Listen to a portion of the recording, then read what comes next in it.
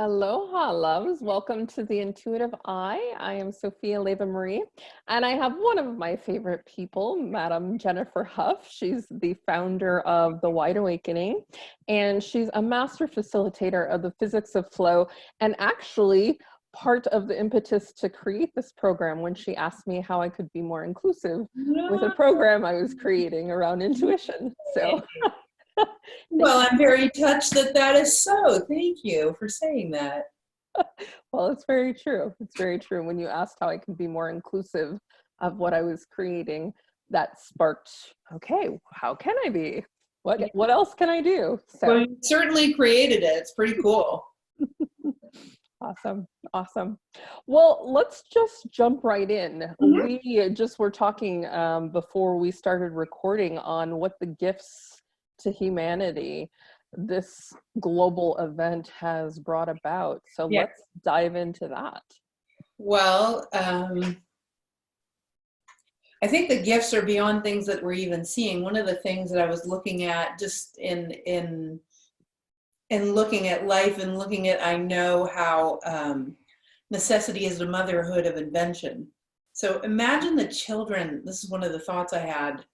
Imagine the children that are being born right now. Imagine the intent and the askings of humanity that those children are a response to, right?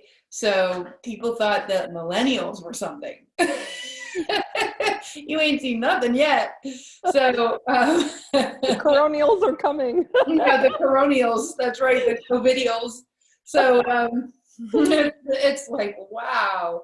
So that's one of the things that came up for me, that sort of feeling that future blessing of these unstoppable leaders, or these very sensitive, connected ones who were born in a time of great polarity, but also awesome potential for change.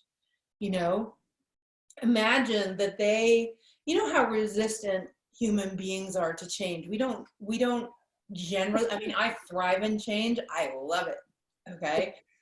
But most people don't love change. They're trying to survive better. They're not trying to, thriving involves lots of change. Thriving involves constantly being in an inventive state and having fun in that creative space, because we're born creators, and you will thrive in that space. But these kids, if we can imagine, they're being born into a space where change is the way of the day. It's the environment in which they're being born. So imagine being born into a state where they embrace it already. They don't need to be taught that it's a way to thrive. They embody it right now. So imagine what amazing change agents they're going to make. Like what wonderful unstoppability they're going to embody. So that was one of the things that I thought of that's sort of off the beaten path, because there are the obvious, oh, here's another one. I was also thinking about Sophia. You know, I was talking to one of my friends today, and she was talking about global warming. She said, oh, maybe now, you know, scientists will have more say-so because of their contribution to what's going on right now. And I thought, and she wanted it to be about global warming. And I said, you know, global warming is still a polarizing subject. You know, the place where we all join together is clean air. And right now, people who didn't know a fig about global warming are really enjoying clean air when they hadn't had clean air. Yeah. And whether you think that's connected to global warming or not, it doesn't matter. You don't have to be right that something's wrong. The fact that people are enjoying cleaner air and cleaner water, that's like an amazing thing.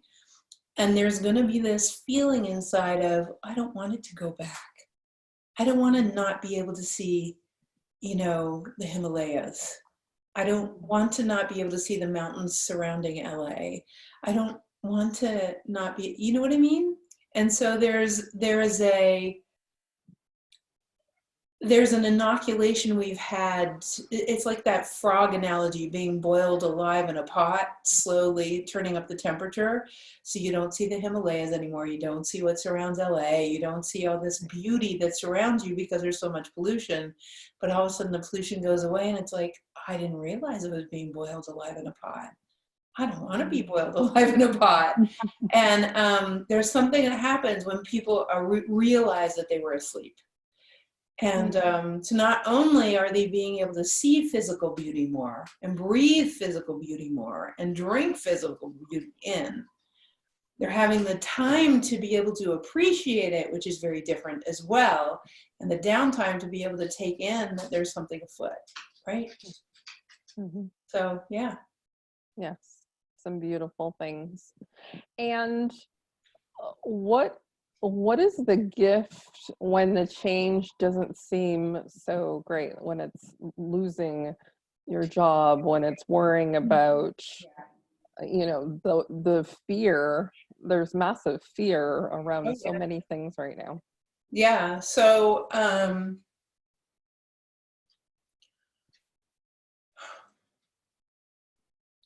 you know, it's interesting.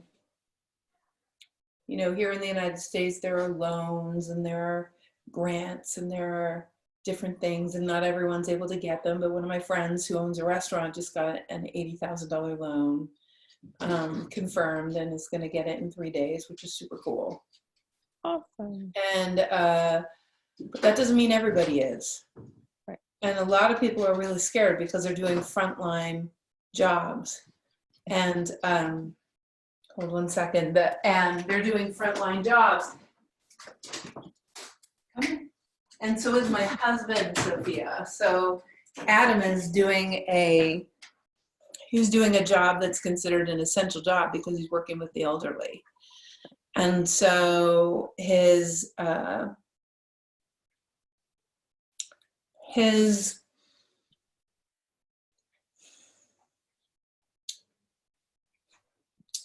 okay, but he gets exposed to a lot of people from lower income situations who are supplying the place that he works. Mm-hmm. And they look very frightened. And so if you're asking me what they can do and what we all can do, because we're all feeling the energetics of the anxiety of probably the vast majority of human beings alive right now. It doesn't even matter if you have enough money to keep you through. Even if you do, to last you several lifetimes, the anxiety of being worried that your mother's going to die or that your father's going to die or that somebody who has really an issue with their lungs or with their immune system is going to pass away because someone didn't care. Everyone had. That's what joins us together, right? And then when you add on top of that the financial, what's going to happen? The answer is always the same for me. Physics is physics. And it sounds so easy for me to say. And I tell you, there's a part of my personality that doesn't want to actually say this. I'd rather, talk about some institution that's going to give you money and they're going to save you. But ultimately, what allows us all to thrive is the laws of physics, which means that even if you're facing the reality that you're not going to have enough money, the instant you have a problem in physics, there's a solution.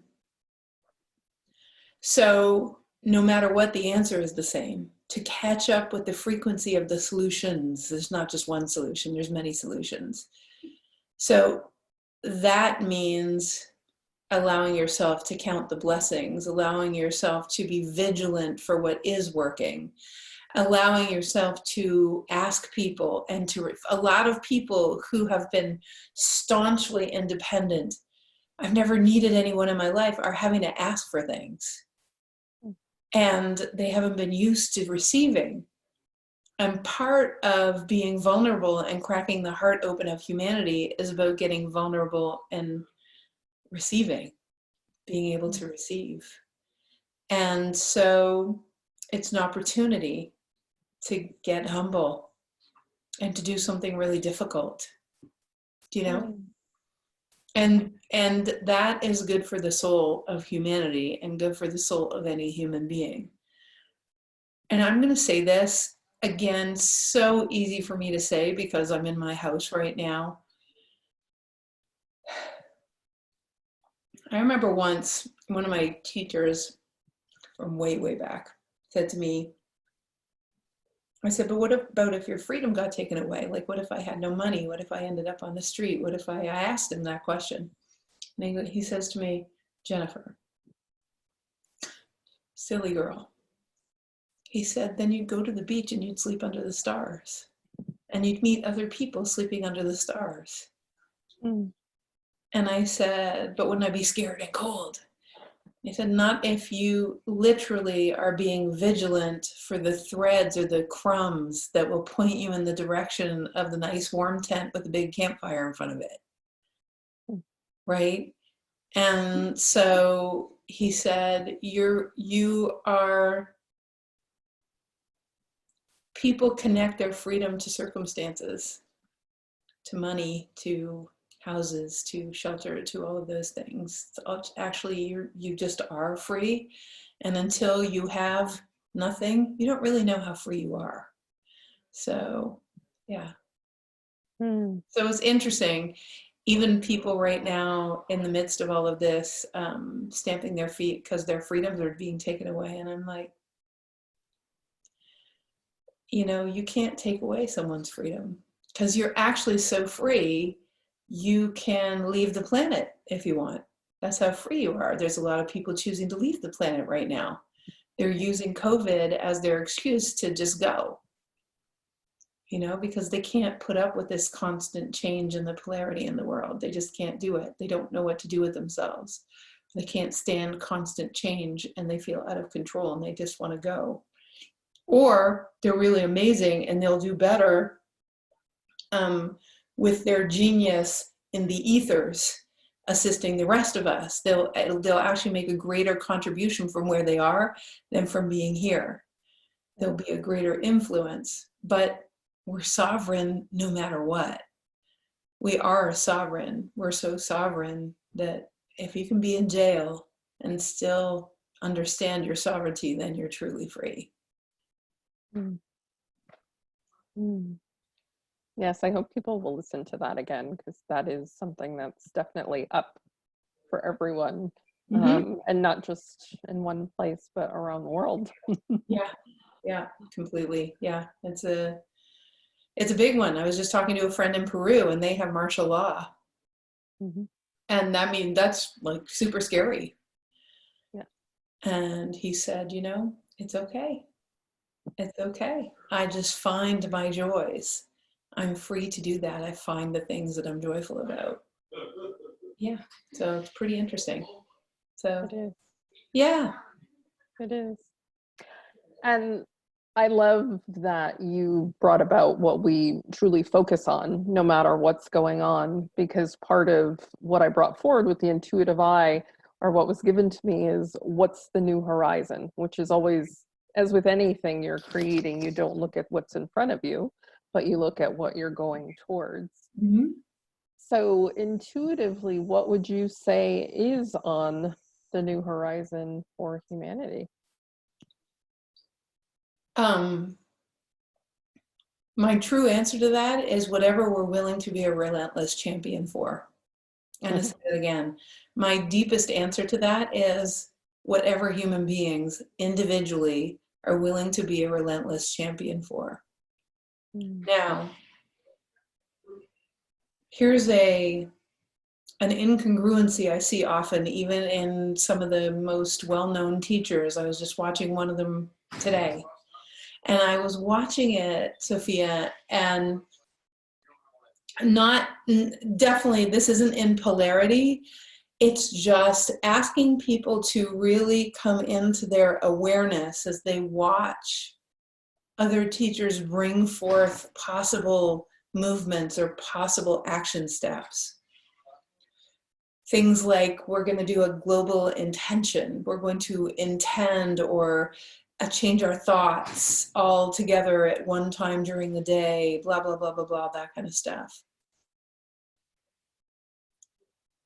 Mother Nature already had, has, and will always have, in her mind's eye,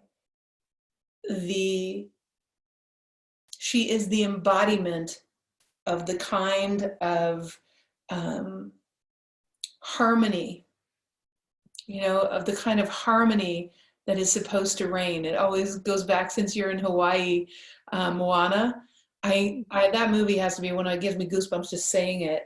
Love that movie so much, because it's all about when we become incongruent with ourselves, human beings have to remember who we are. That whole movie was about remembering who we are, and that we are being called individually back to congruence with our hearts and our remembering of beauty and our own expression of the truth of the gift that we are. Our compassion, our love, our recognition of others, our building bridges instead of spouting opinions. Do you know what I mean? And so that's how nature operates. Nature operates in this beautiful fluid dance and breathes out what we breathe in while we breathe out what she breathes in. And it's this beautiful, symbiotic, incredible flow that's so abundant, as long as we remember that we are part of her, not above her, trying to control her. And when I hear things like, let's, intend and let's think, I think to myself, no, let's remember who we are. Let's remember that we are budding flowers, just like a flower in the garden. We are acorns turning into oak trees. We are rivers going to the ocean. That's who we are. And if we start thinking about ourselves like, here's Mother Nature and here's us, no, here's Mother Nature and we're included somewhere in here. Right. And so the point is this: we're part of her intention. She's not part of ours. I'm going to say it again. We were born because of her intention. She wasn't born because of ours. I mean, she flourishes when we participate fully in her. There is no question. Mm-hmm. But we were birthed from the cosmos, which are part of nature.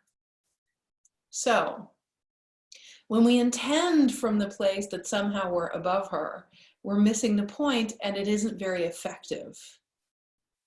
When we actually remember that we're part of her, we were born of her, and then what happens is we come to the place of catching up to the intent that she has for us that we forgot, which is why we would get a virus to reset us, a virus, which is part of nature, to reset us.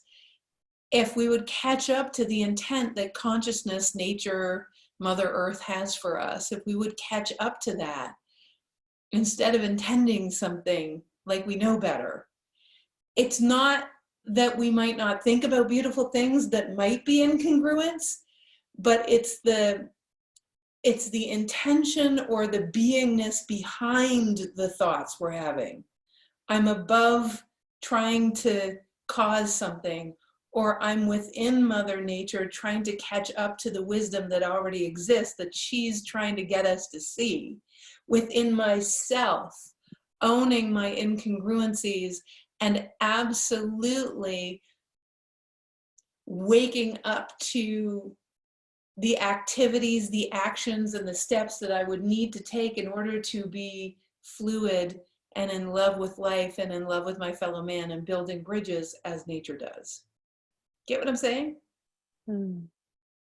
Yeah.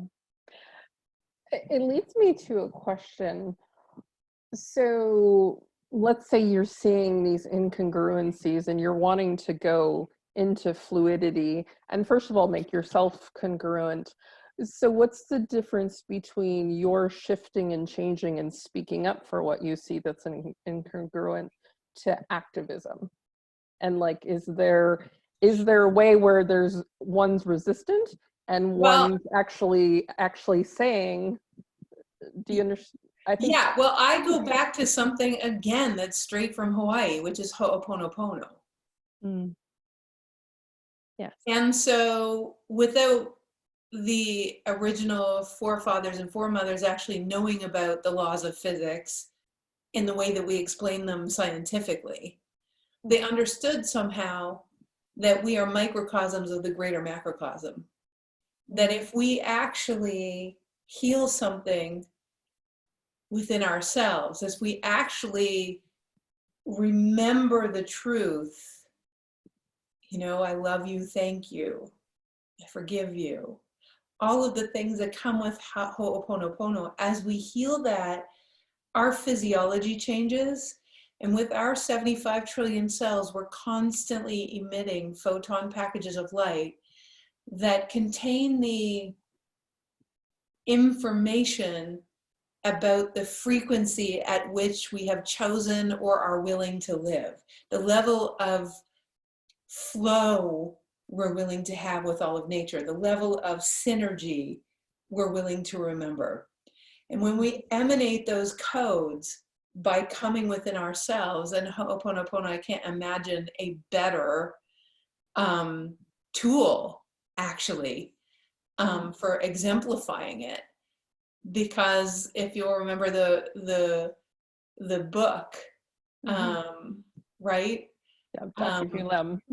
Exactly. And what they did at the prisons and the recidivism rate, because of one guy who didn't even meet the prisoners, doing Ho'oponopono on himself as he read the case files. And the recidivism rate went down by something like 80 or 85%, because he did the healing within himself. He didn't even know the guys. That's how physics works. So remember that photon packages of light, when we come into harmony with all that is, we emanate out of our 75 trillion cells photon packages of light that contain the information about the level of harmony that's possible within us. Therefore, if we're a microcosm of the macrocosm of humanity, we're also, those photons travel around the world 7 times in a second.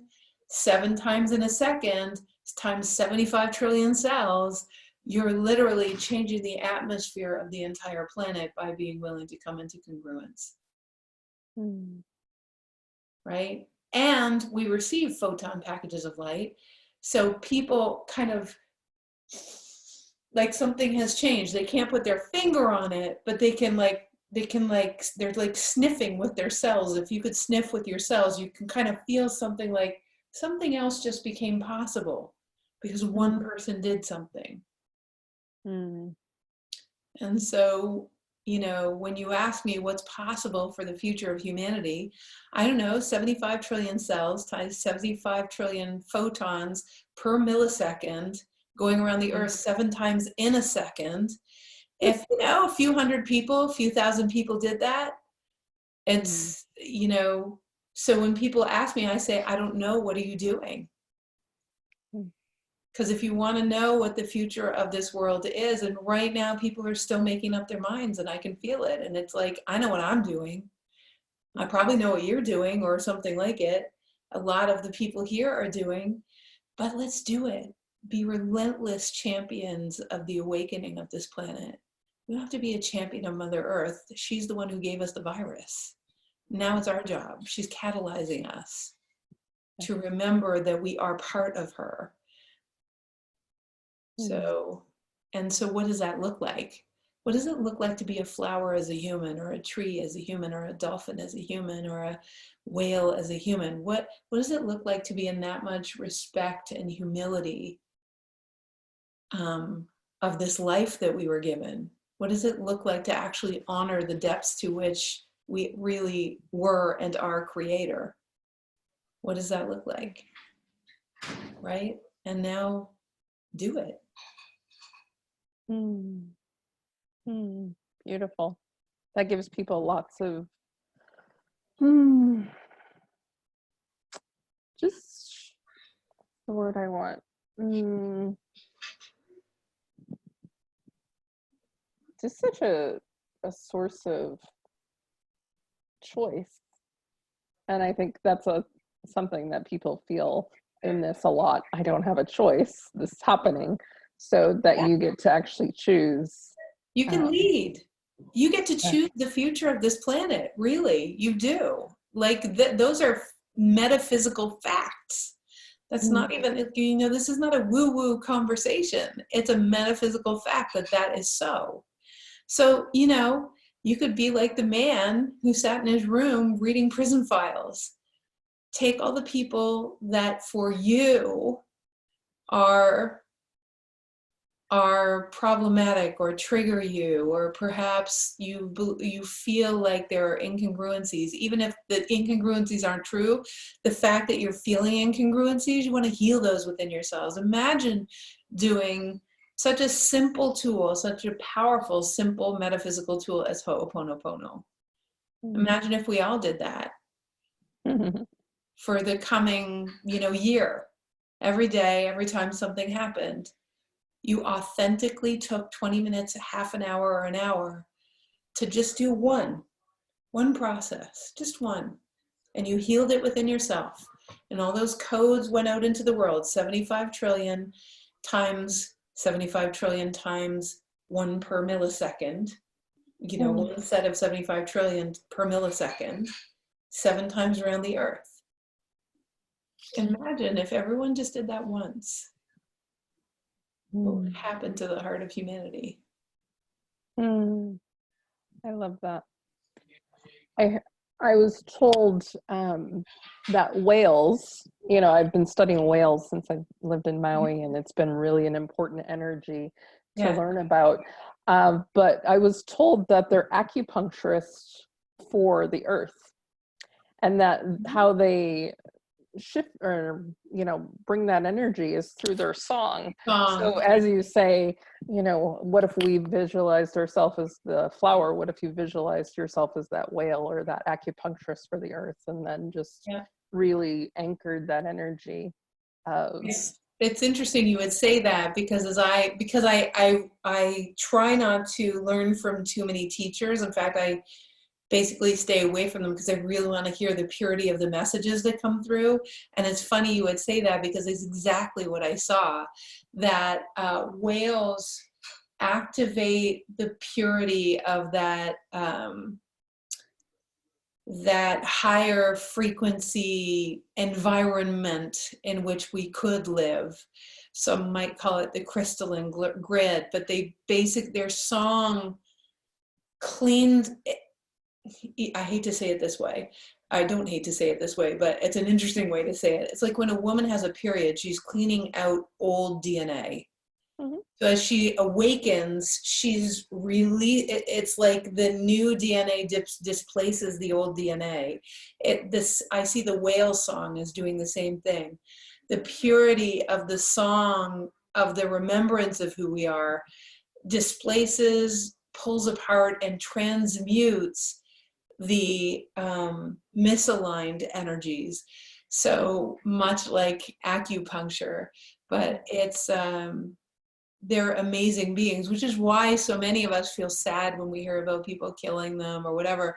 There's a camaraderie there between mammals, between warm-blooded mammals, between mammals that, you know, have wombs, and, you know, we sense that there's a similarity in the way we feel and our level of the compassion and the familial feeling that we feel. So yeah, they're powerful animals to learn about, for sure. That's really cool. You've been learning about them.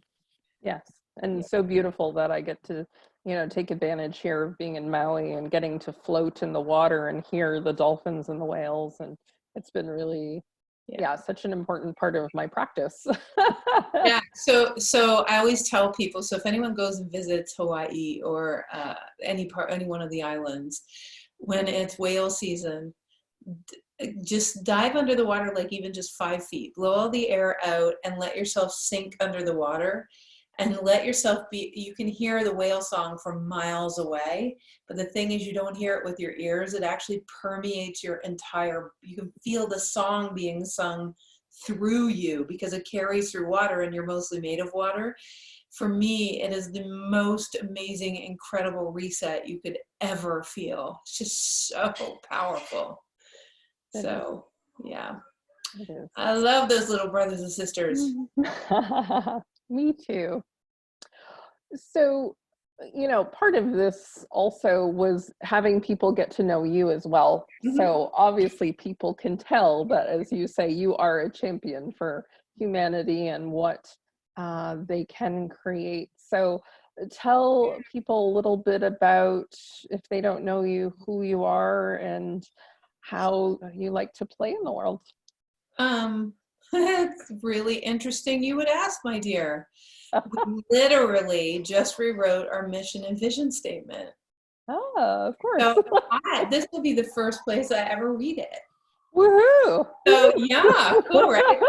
So the Wide Awakening basically is here to awaken a love of life, like an innate love of life that comes from living the principles of the physics of thriving and empowering humanity to actually, in a body on a planet, thrive as a result, right? And so for me, my personal mission is to activate the deeper truth about who we are and why we're here, so that heaven and earth can be experienced in this lifetime for everyone. So that's where I live. But I would say that TWA in general is all about everybody, all about the world understanding the physics of thriving. And if we can understand the physics of thriving, we can all thrive.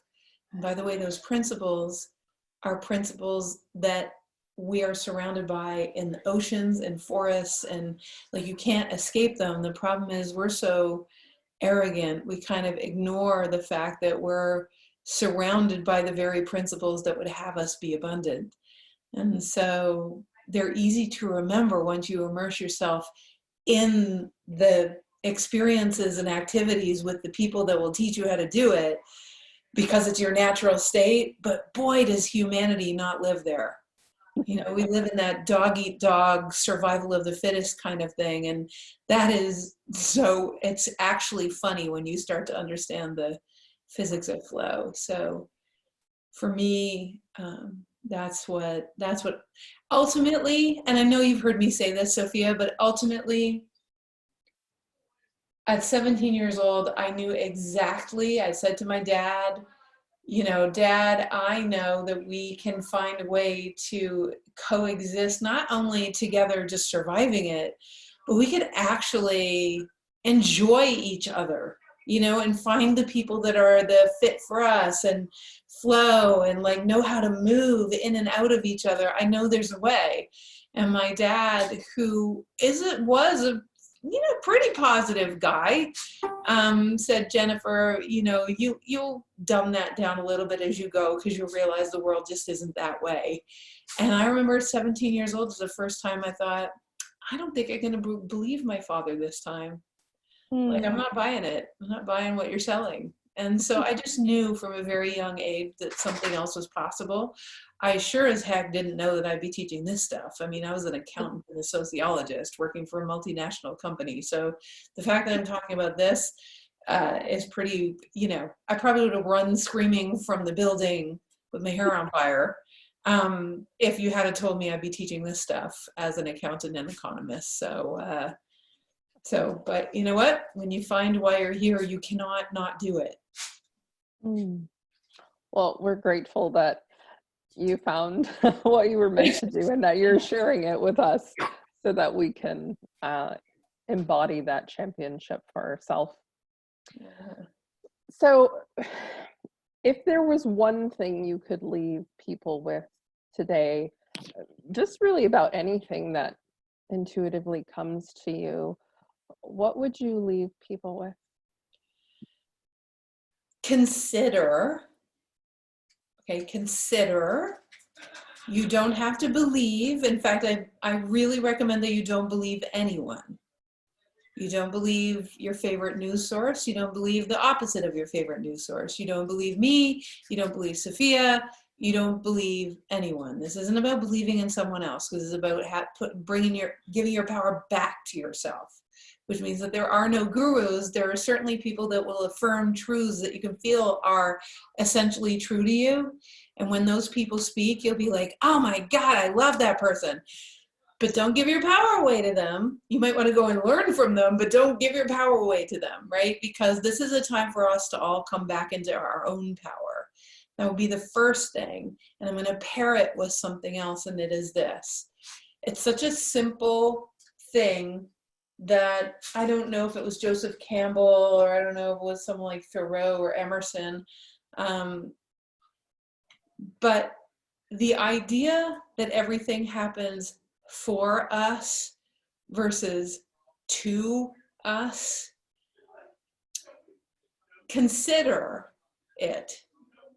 How would you look at your life? How would you relate to your life if everything happened for you instead of to you? If you actually walked into, tomorrow when you woke up as everything that's ever happened, everything that is going to happen today, and everything that will ever happen is happening for me, either as clarity for what you don't want, a redirect because it's filled with struggle. In other words, it's giving you another direction because you're struggling, so it's showing you another path, or as inspiration. So it's either happening for you because it's an inspiration, you want more of it, feels expansive, feels contractive, so it's redirecting you to another direction, or it's giving you clarity on an idea that you had that you were kind of going down the wrong route. So what if everything happens for you? And what would happen to your body? What would happen to your biology? What would happen to the way you relate to your sweetie pie? What would happen to the way you relate to your children? What would happen to the way you relate to your curly hair? What would happen to the way that you relate to, COVID? What would happen to the way you relate to the oceans or to pollution if everything happened for you? So that's what I would leave everybody with. Yes. Well, thank you, Miss Jennifer. I'm always honored to get to play with you. And again, thank you for inspiring me in the first place with this question that led to part of what we brought I'm so forward. much that I was any part of this. Some wonderful people came together for this. So cool. Yes, yes. And for the nuggets of wisdom that you brought forward, that people can start to look at their choices and look at their possibilities and look at their future and how am I being today and how may I want to change that? Yep, absolutely. It's my total pleasure, and I'm so appreciative of, it's so funny, Sophia. I'm very clear that the asking of humanity is the reason why I even have a job. You know what I mean? Like, I get to respond to askings, and so do you, and we all do. We are all constantly, we're all an answer to a different question, and to be able to fulfill on that answer is such a heart-opening exchange. So deeply appreciative of being here, and I love you madly. And I love you, and I love Mouse, who I can hear. Yeah. Yeah. Yeah. Yes. Playing in the background. Yes. Well, everyone, thank you for coming together with Jennifer and I and just going a little deeper into how showing up as the intuitive I for yourself can actually have us come together and shift humanity and shift the future into one we actually desire. So sending you all much love and aloha, and we will see you very soon on the Intuitive I. Aloha. Hello.